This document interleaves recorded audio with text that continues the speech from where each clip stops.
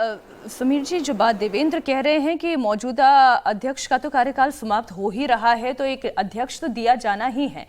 ऐसी परिस्थिति में एक वो कॉम्बिनेशन जिसका हमने पॉजिटिव इम्पैक्ट देखा उत्तर प्रदेश के चुनावों में, वो कॉम्बिनेशन था मुख्यमंत्री योगी आदित्यनाथ का और उनके साथ स्वतंत्र देव सिंह का। अगर आप कास्ट के लिहाज से भी कहें, जो बात अभी देवेंद्र कह रहे थे समीर जी, कि ये जो कास्ट रिलेटेड चेहरा जो है वो स्वतंत्र देव सिंह का मुफीद बैठता है। अगर इक्वेशन की बात करें तो मुख्यमंत्री योगी आदित्यनाथ के साथ उनका इक्वेशन भी अच्छा बैठता है। और सरकार और संगठन के बीच में अगर सीएम और संगठन के हेड का अगर तालमेल बैठ जाए तब तो बात बन सकती है। देखिए, बिल्कुल बन सकती है, लेकिन वो कहावत है ना कि दूध का जला छाछ फूंक फूंक कर पीता है।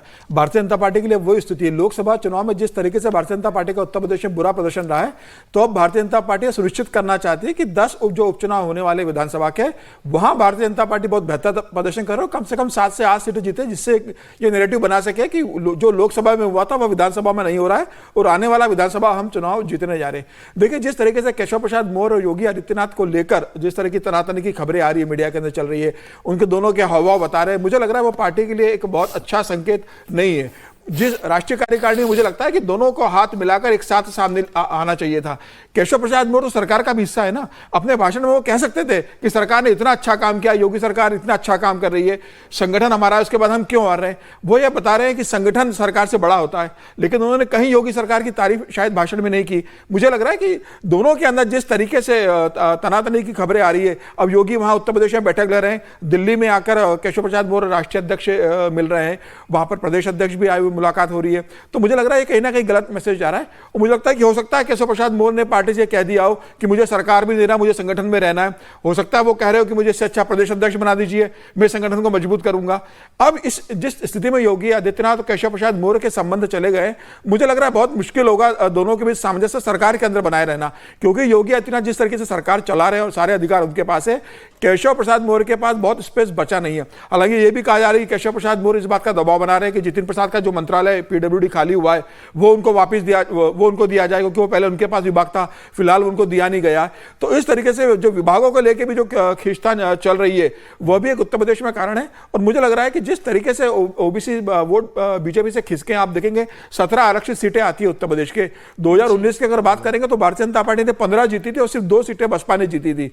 इस बार का अगर 2024 का चुनाव देखेंगे तो 17 में से 8 सीटें भारतीय जनता पार्टी ने जीती है, 7 समाजवादी पार्टी आरक्षित सीटें जीत गई और एक चंद्रशेखर नगीना से जीते हैं। तो जब इतना अच्छा प्रदर्शन अगर समाजवादी पार्टी आरक्षित सीटें पर कर रहे हो, और जब समाजवादी पार्टी को उत्तर प्रदेश के अंदर दलित भी वोट कर रहा है, जाटो भी वोट कर रहा है, पासी भी वोट कर रहा है, जो कभी इकट्ठा यादव कम्युनिटी के लिए करता नहीं था, तो मुझे लगता है कि उसके बाद और जिस तरीके से अखिलेश ने पीडीए की बात की है, तो वो भी एक बड़ा कारण उत्तर प्रदेश में भारतीय जनता पार्टी के लिए चिंता का कारण बन रहा है। क्योंकि उत्तर प्रदेश में अगर यादव के साथ अगर जाटो वोट कर रहे हैं और सिर्फ मुस्लिम और यादव कॉम्बिनेशन से अखिलेश यादव बाहर निकल रहे हैं, कि उन्होंने सिर्फ 5 परिवार के लोगों को यादव को टिकट दिया और 4 मुसलमानों को टिकट दिया और बाकी सारे उन्होंने अल्पसंख्यक और ओबीसी लोगों को टिकट दिए। तो मुझे लग रहा है कि भारतीय जनता पार्टी को उसके बात की चिंता है कि जिस तरीके से अखिलेश यादव पीडीए पे फोकस कर रहे हैं, तो कोई ऐसा ना हो कि विधानसभा चुनाव में जो उनका भारतीय जनता पार्टी का पिछड़ा वोट बैंक है वो शिफ्ट हो जाए। और मुझे लग रहा है इसलिए भारतीय जनता पार्टी की कोशिश होगी कि ओबीसी जुड़ा रहे। तो हो सकता है कोई ओबीसी को प्रदेश अध्यक्ष फिर से बनाया जाए, केशव प्रसाद मौर्य हो सकता है फिर से प्रदेश अध्यक्ष बने।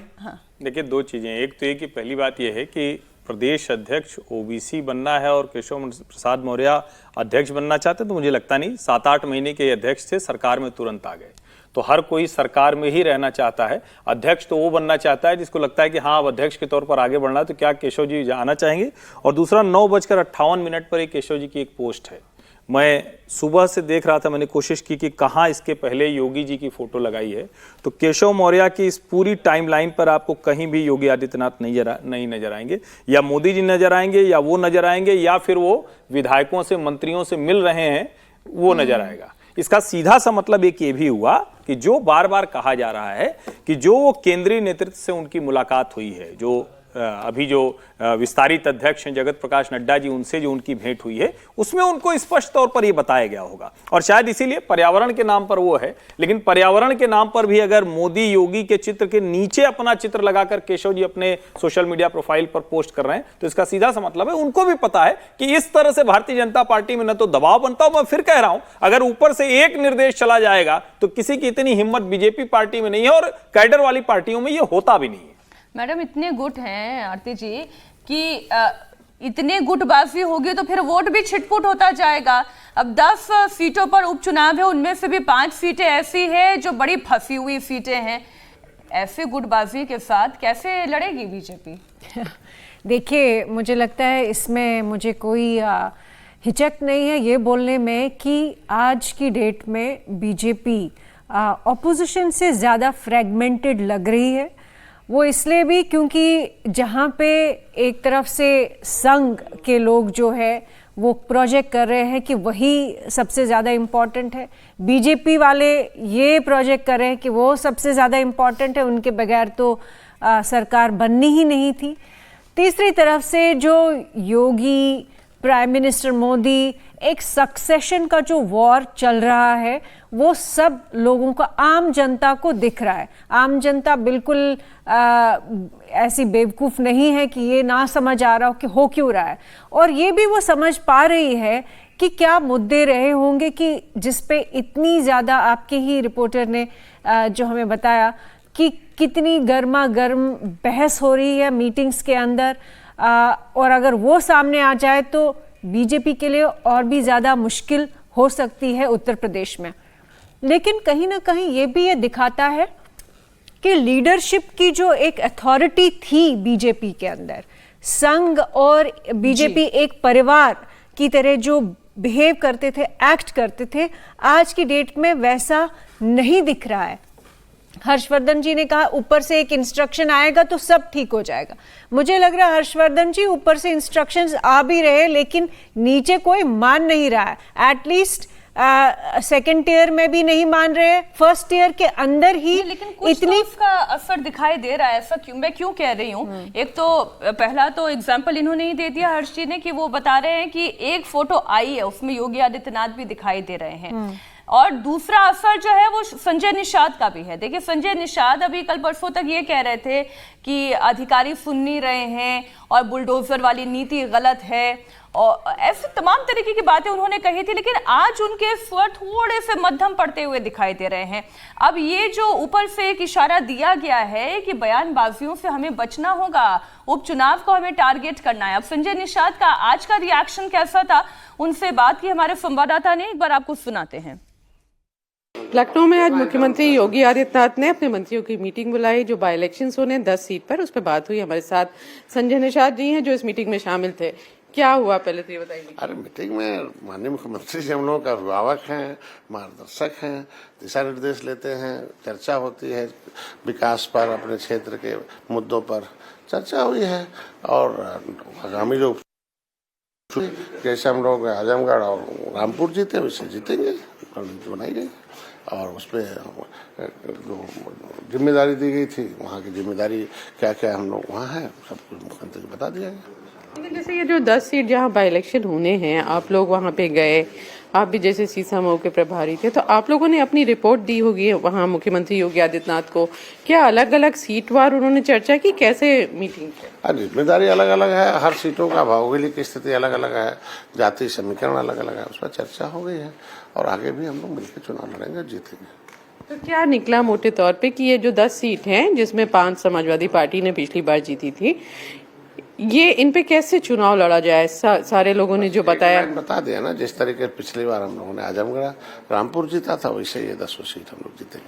तो पिछली बार से तो अब हालात बदल गए। जब आपने पिछली बार बाई इलेक्शन में गए थे तब बड़ी जीत हासिल हुई थी बीजेपी को लोकसभा चुनाव में, बाकी सारे इलेक्शंस बीजेपी जीतती हुई आ रही थी। इस बार स्थितियां फर्क हैं, लोकसभा चुनाव में बीजेपी ने वैसा परफॉर्म नहीं किया जैसी उम्मीद की जा रही थी।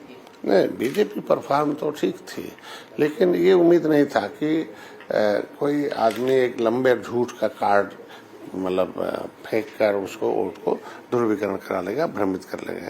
एक तो मुसलमानों में भय पैदा करना, दूसरा दलितों के अंदर आरक्षण का और संविधान का डर दिखाना। तो जब भय आप किसी के अंदर झूठ बोल के करेंगे, मोदी का और अमित शाह जी का वीडियो एडिट करके चलाना, तो ये सब चीज़ों पर था और इसके वजह से गया है। और हम लोग तब भी ठीक थे, आज भी ठीक है, लेकिन वो कुछ और अपना ध्रुवीकरण करा लिया, इसके वजह से हार हुई। चिंतन होगा, आगे झूठ का कार्ड एक ही बार चलता, आगे दोबारा नहीं चलता है। इस बार हम लोग जीतेंगे। तो कैंडिडेट्स को लेकर आपने कुछ कहा कि किस तरह के कैंडिडेट्स हो, कैसी छवि हो, जातीय समीकरण कैसा एक तो उदाहरण हमारा ना 15 सीटें हमने पिछली बार भारतीय जनता पार्टी के साथ आए, 11 हारी हुई ली थी और उसमें से 11 मतलब 9 जीत के दिखाया और 2-3 हारे भी थे, बहुत कम वोटों से हमने हारा था। तो निश्चित रूप से हम लोग जब मिल के तय करते हैं प्रत्याशी तो जीत सुनिश्चित हो जाती है। 10 सीटों में आपका क्या कहना है, कितनी सीट आप मांग रहे हैं? नहीं, मांग नहीं, हम लोग तो परंपरा रही है कि जिस दल का जो सीट होता है वो लड़ता है, लेकिन हम लोग जो प्रत्याशी होता है मिलजुल के तय करते हैं। लेकिन बीजेपी के जो कुछ आला नेता हैं उन्होंने अभी हमसे कहा कि सारी 10 सीटों पे बीजेपी लड़ रही, अलायंस को नहीं देगी। अब वो किसी का बयान हो सकता है, उसका जवाब किन परिस्थितियों में कहा। और क्योंकि अभी तक तो भारतीय जनता पार्टी का जो परंपरा रही यही रही है और ऐसा नहीं है कि कोई अच्छा अचीवमेंट हो गया हो तो कोई निर्णय अलग हो। आज के दिन में निषाद का वोट है, निषाद पार्टी के साथ है और निषाद पार्टी के साथ रहने पर बेहतर परिणाम आए हैं 2022 में। और 2024 में निषादों का वोट अभी भी साथ रहा है, क्योंकि उनका तो आरक्षण रहा नहीं, वो कहाँ डर के जाएंगे। जो आरक्षण का लाभ लेते रहे वो जातियाँ डरी हैं, वो उधर चली गई। निषाद तब भी एनडीए के साथ थे, आज भी। वैसे क्या मुख्यमंत्री ने ये कहा है कि जो मंत्री हैं आप जैसे प्रभारी हैं, बाकी मंत्री हर सीट पे 2 दिन रात्रि विश्राम करें, जिससे लोगों से ज्यादा कनेक्ट हो पाएगा? अलग अलग तरीका बताया गया। उनके हर स्तर तक हमें, कार्यकर्ताओं तक हमें पहुंचना है और जनता तक पहुंचकर उनको अपनी बातों को, सही बातों को पहुंचाना। क्या क्या तरीके बताए, थोड़े बता दीजिए। तरीका मतलब हमको संवाद रखना है, लोगों के जितने भी कार्यकर्ता हैं उनके बातों को सुनना है और सुनकर उनके जो भी वहाँ समीकरण बनते हैं उसके हिसाब से काम करना है। ऐसे जैसे आपने अब देखिए, जितने भी सवाल हमारे सहयोगी रुचि कुमार ने पूछे, उन्होंने कहा बार बार घूम फिर करके वो कहाँ पर आ जाए थे विजय जी की भ्रम था। फिर उन्होंने कहा कि आरक्षण को लेकर भ्रम फैलाया गया। जब बात उन्होंने ये पूछी कि सीटों को लेकर बीजेपी कह रही है कि 10 सीटों पर बीजेपी चाह रही है कि वो अपने उम्मीदवार उतारे, तो कहे कि नहीं अभी उस पर अभी चर्चा होगी। उस पर वो फिर बात घुमा ले गए, फिर कह रहे हैं कि वो जो भ्रम है ना, हमें उसको खत्म करना होगा। बदले लग रहे हैं। नहीं, संजय निषाद जी को अभी 10 में अभी रुचि जी ने किया। रुचि जी तो बहुत सीनियर कॉरेस्पोंडेंट हैं, जर्नलिस्ट हैं उत्तर प्रदेश की, मैं जानता हूं उनको। और रुचि जी अगर अभी 10 मिनट बाद संजय जी से इंटरव्यू करे तो हो सकता है वो दूसरा इंटरव्यू दे। वो समयानुकूल इंटरव्यू देते हैं कि अभी 10 मिनट बाद किस चीज़ की ज़रूरत है। कभी वो नाराज़गी दिखानी है, कभी खुशी दिखानी है। अभी हो सकता है सारे जातीय समीकरण उनको ठीक लगने लगे, अभी 10 मिनट बाद हो सकता है योगी जी उनको सबसे बेहतर मुख्यमंत्री लगने लगे। संजय निषाद जैसे लोगों की न तो पार्टी में कोई इतनी बड़ी वजन है, वो जितनी ज़रूरत है उतना काम उनके लिए होता है। लेकिन अभी हम केशव मौर्य जी की बात कर रहे हैं, जैसे हर्षी ने भी जिक्र किया उनका कि वो उन्होंने योगी जी वाली वो डाली है, ट्वीट डाली है, लेकिन वो डाली है उन्होंने 3 घंटे पहले जिसमें फोटो है, और उसके बाद 2 घंटे बाद उन्होंने फिर अपने ऑफिशियल जिसमें देवेंद्र ने जिक्र किया फिर से वो ट्वीट किया जिसमें लिखा है संगठन सरकार से बड़ा है, कार्यकर्ताओं का दर्द मेरा दर्द है, संगठन से बड़ा कोई नहीं, कार्यकर्ता ही गौरव। सर, इतनी बार दर्द ना अगर तो इतना दर्द है बाहर आएगा, तो मैं कह रहा हूं कि क्या तो ये उपचुनाव का नतीजा कहीं दर्दनाक ना हो जाए। और दूसरा, क्या उप मुख्यमंत्री जी ने पार्टी को अपना इस्तीफा दे दिया कि भाई मैं तो संगठन में ही रहना चाहता हूं, मैं सरकार, क्योंकि सरकार की जिम्मेदारी तो उन्होंने छोड़ ही दी ना एक तरह से। चुनाव में हार में वो जिम्मेदारी नहीं ले रहे, उप मुख्यमंत्री के तौर पर काम नहीं कर रहे, कैबिनेट की बैठक में शामिल नहीं हो रहे, प्रदेश कार्य समिति में। तो जब संगठन की ज्यादा चिंता करो, और आपने तो बहुत अच्छे से एक्सप्लेन कर दिया कि उनका दर्द से नतीजा दर्दनाक ना हो जाए, तो अब पार्टी को देखना। लेकिन अभी क्या पूरी पार्टी मुझे लग रहा है एक्सटेंशन पर चल रही है। मुझे लगता है यूपी पर हमें अभी आपने कहा एक लाइन कह दूं मैं कि एक्सटेंशन पर चल रही है। वहां पर भूपेंद्र चौधरी साहब के लिए बताया अभी देवेंद्र जी ने कि वो एक्सटेंशन पर चल रहे हैं। अब उनको छोड़ो, नड्डा जी एक्सटेंशन पर चल रहे हैं। नहीं, नड्डा जी भी एक्सटेंशन पर चल रहे हैं, और जो सेक्रेटरीज आजकल अपॉइंट हो रहे हैं सरकार में वो भी सब एक्सटेंशन पर हो रहे हैं।